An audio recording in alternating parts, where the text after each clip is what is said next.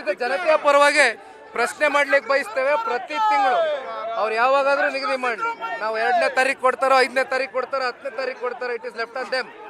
But they have to give a clear date.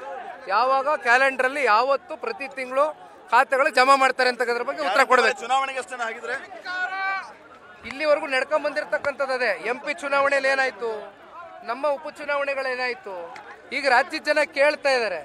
ಬಹುಶಃ ನಾನು ಒಂದೇ ಉತ್ತರ ನನ್ನ ಹತ್ರ ಇರೋದು, ಮುಂದೆ ಜಿಲ್ಲಾ ಪಂಚಾಯತಿ, ತಾಲೂಕ್ ಪಂಚಾಯತಿ ಅಂತಕ್ಕಂಥದ್ದು ಏನಾದ್ರು ಮಾಡಿದ್ರೆ ಬಹುಶಃ ಆ ಸಂದರ್ಭದಲ್ಲಿ ಬರ್ಬೋದೇನೋ ಅಂತಕ್ಕಂಥ ಆಶಾಭಾವನೆಯಿಂದ ಹೆಣ್ಮಕ್ಳು ಇದ್ದಾರೆ.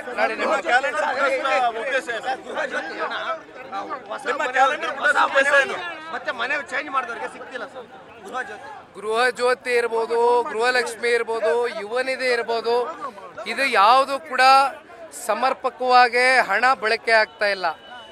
ಒಂದು ವರ್ಷಕ್ಕೆ ಬೇಕಾಗಿರ್ತಕ್ಕಂಥದ್ದು 52,000 ಕೋಟಿಯಷ್ಟು ಹಣವನ್ನು ಹೊಂದಿಸಬೇಕಾಗಿದೆ. ಇದು ಚುನಾವಣೆ ಪೂರ್ವದಲ್ಲೇ ಇವರು ಪ್ರಣಾಳಿಕೆ ಬಿಡಬೇಕಾದ್ರೆ ಇವೆಲ್ಲವೂ ಕೂಡ ಲೆಕ್ಕಾಚಾರ ಮಾಡೇ ಕೊಟ್ಟಿರ್ತಾರೆ ಅಂತಕ್ಕಂಥದ್ದು ನಮ್ಮ ಒಂದು ಅನಿಸಿಕೆ.